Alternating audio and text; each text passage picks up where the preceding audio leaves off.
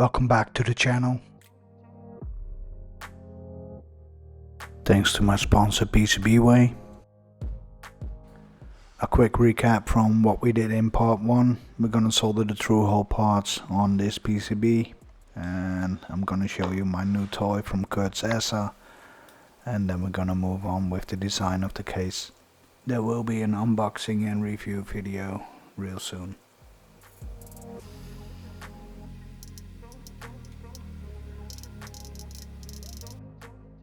We already did the SMD soldering, so the only thing is left is to put on the ESP32 seed tray from Seed, the resistor and the rotary encoder.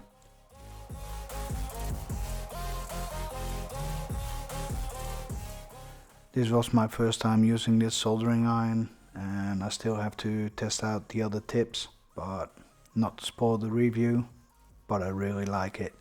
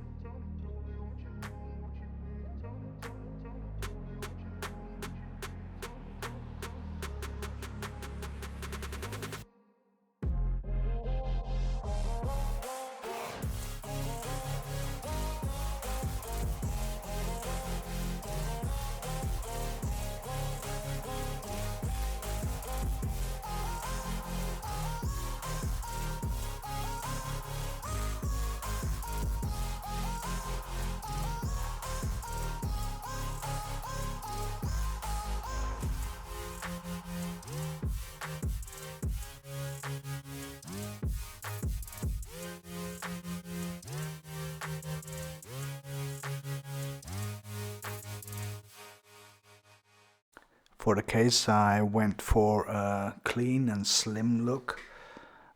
It's basically a base plate with threaded holes where you can put M3 screws in.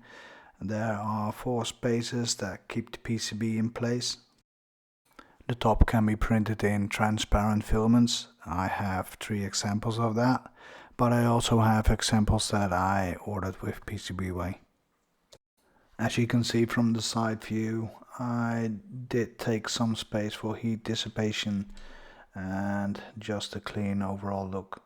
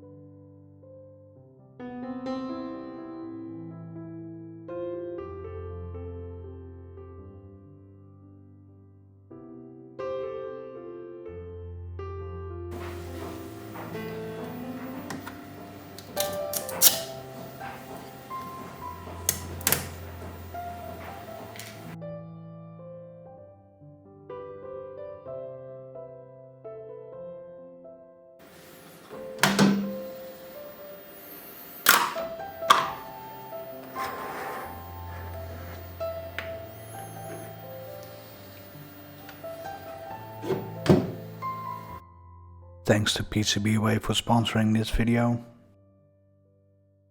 PCBWay is best known for manufacturing PCBs, but they also do CNC machining, 3D printing and much more. You can easily get a quote by uploading your model and setting your specifications. The times I use the 3D printing service is when I can't print the part on my FDM printer. Also handy is their PCB prototype assembly service. Go check them out on PCBWay.com.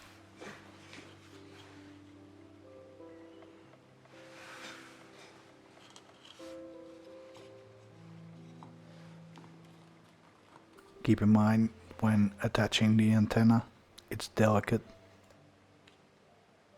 It doesn't matter if you put it left or right, just don't put stress on the cable.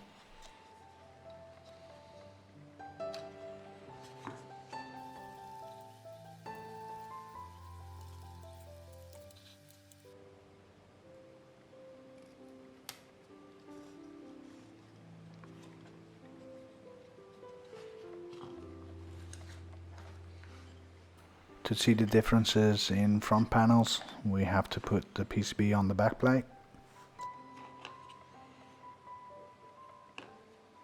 Then put the spacers on it to keep the PCB in place.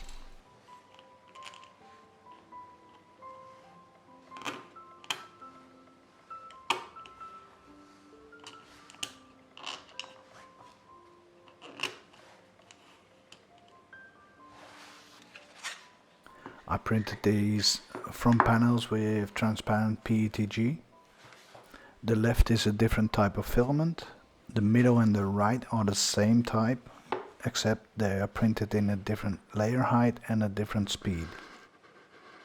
The imperfections in my print are caused by moisture in the filament, so make sure they are really dry before you print it. This is also the reason why I also ordered these by PCBWay. You'll see them later on.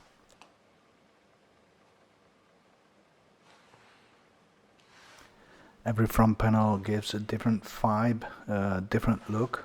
I'll let you decide which one you like best.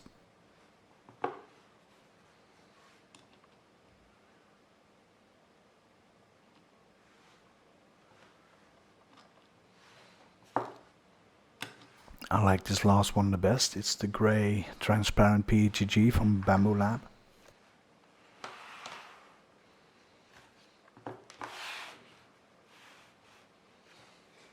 But now it's time to put the PCBWay counterparts in place.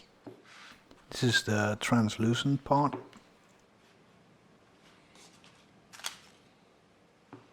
Then we have the transparent part with the spray varnish. And the transparent part with the matte finish.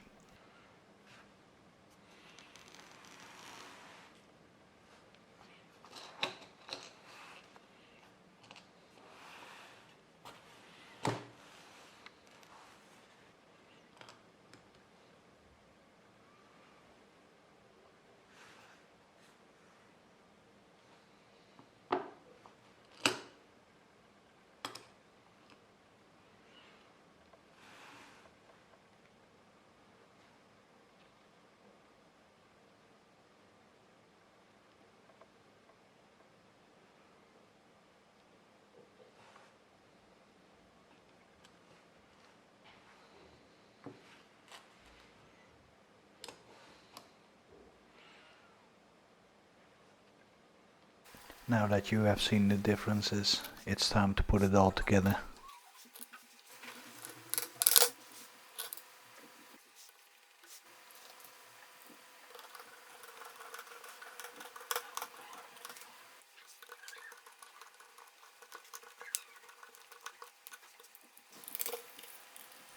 You have to put in the screws tight so they don't stick out and you have a flat surface. I'll put a link in the description below so you can see which ones I used. As you can see here, I adjusted the knob to be thinner. And then it's time to install the image. Connect to the device. Choose one of the available images. And click install. Easy as that.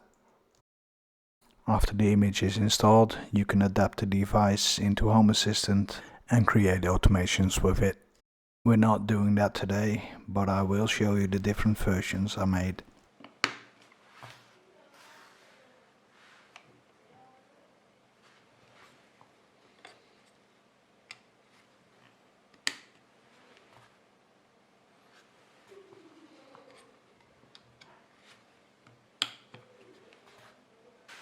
The first is the all-white profile with the system LED showing you the Wi-Fi status.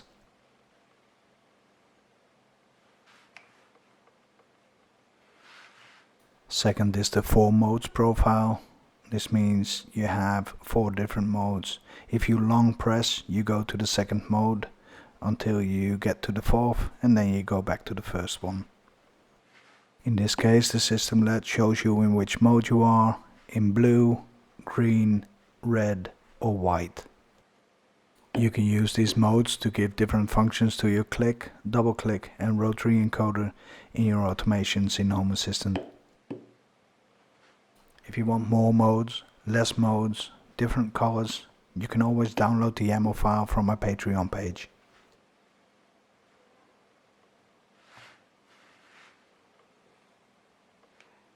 And as last we have the multicolor profile. Here the system LED also shows the Wi-Fi status.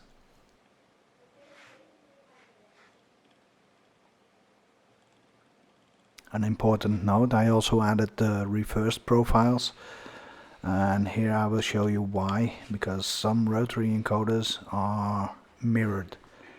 When you do volume up, nothing happens. When you do volume down, it goes volume up. In that case, if this happens to you, use the reverse profiles.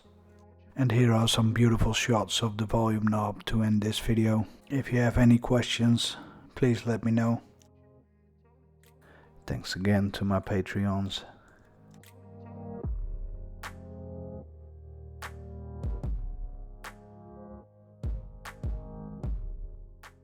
Please like and subscribe, or you can support me on Patreon. Thank you for watching, and I'll see you in my next project.